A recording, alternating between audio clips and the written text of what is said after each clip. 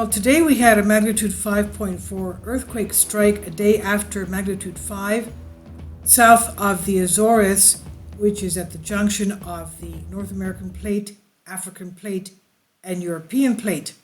The Azores are volcanic islands, as we know, and this to me is important because of the fact that we have seen in the past that whenever we had an earthquake in that junction, and we're going to look at the maps as well, we've had earthquakes on the east coast of Canada and United States.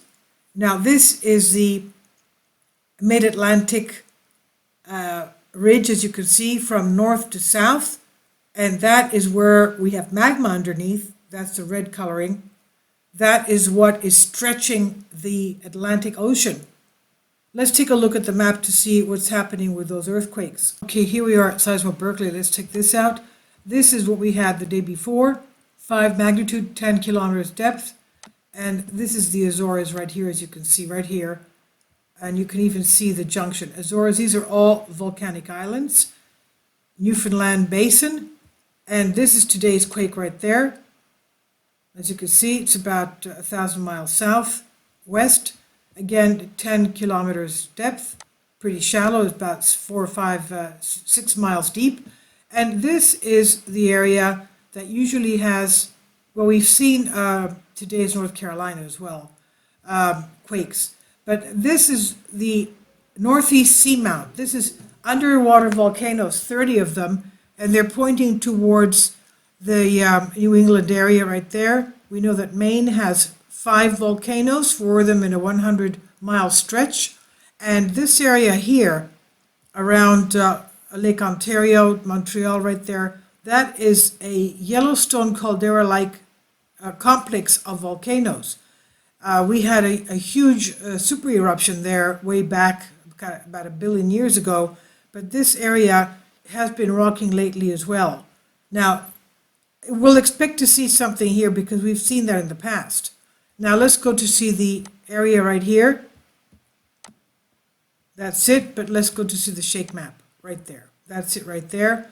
These are the Azores. This is the fault lines, the North American plate, the African plate, and the European plate. The Azores are right there. That's where we saw the magma before, as you can see, from north to south. And panning in, okay. If we take, well, the USGS stops that block right there, but if we extend the shake lines, it could be like pretty big. This is the Newfoundland Basin, as we said. It could be shaking that area as well, and shaking this area, which, as we said, this is the East Coast Seamount. They're underwater volcanoes, at least 30 of them, pointing towards this area here. Now, Azores volcanism. Now let's go to this. The seafloor spreading, process that occurs at mid-ocean ridges where new oceanic crust is formed through volcanic activity and then gradually moves away from the ridge. This is what's happening here. We can see this happening. Magnetic strips formed during seafloor spreading. Okay, and this is what it looks like. We have the magma underneath, the volcanoes there, and this is what is causing it to spread. Continued spreading and subduction. As new seafloor forms and spreads apart from the mid-ocean ridge, it slowly cools over time, and the older seafloor is therefore colder. New seafloor, older oceanic basins deeper than new oceanic basins ready to isostasy.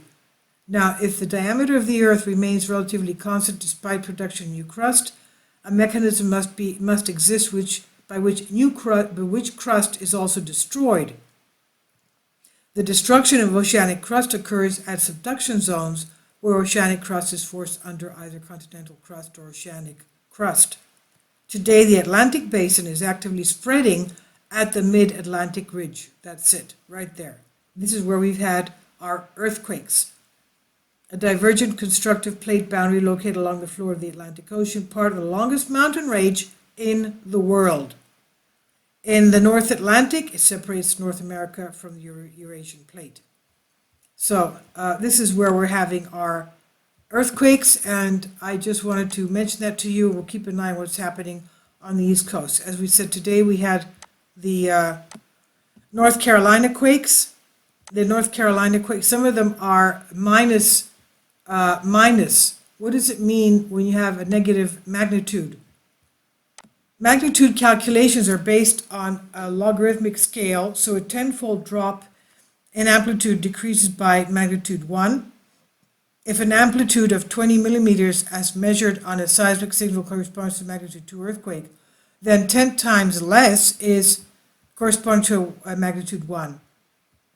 100 times less corresponds to 0, and 1,000 times less corresponds to magnitude -1. So that's why we can get a minus magnitude. It means that they're small earthquakes. That's what we have there. As we know, we do have magma under North Carolina. This is one of the areas where we do have magma. Because of the fact that this is the New Madrid seismic zone, should actually be called New Madrid Rift Valley.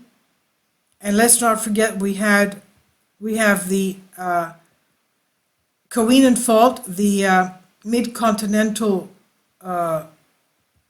rift. It's like a horseshoe-shaped thing, as you can see from this, and there's magma underneath. They don't know where that magma is coming from, but most of the time that magma is not shown on maps, but it's there. And there's magma here as well.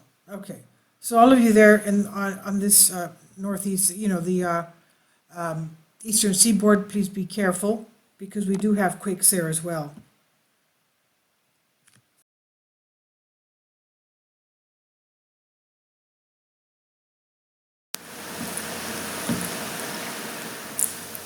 If you'd like to join me on my Patreon account, you will hear content not covered by mainstream media. These riveting stories will be based on my research, and I will state my opinions and give my personal insight on diverse and controversial subjects and world events not covered by mainstream media, and not supported by YouTube guidelines.